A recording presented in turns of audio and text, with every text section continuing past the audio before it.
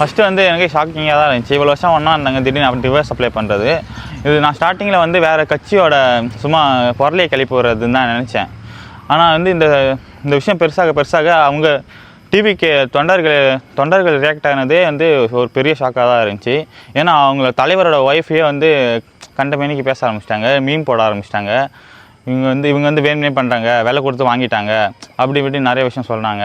இது வந்து எப்படி இந்த விஷயம் உண்மையாக இல்லையா, அவங்களோட பர்சனல்குள்ளே தலையிடக்கூடாதுன்றது கூட தெரியாமல் அவங்க மாட்டுன்னு வந்து அவங்க சங்கீதா மேலே வந்து விமர்சித்தது வந்து ஒரு கேவலமான விஷயமாக தான் நான் பார்க்குறேன்.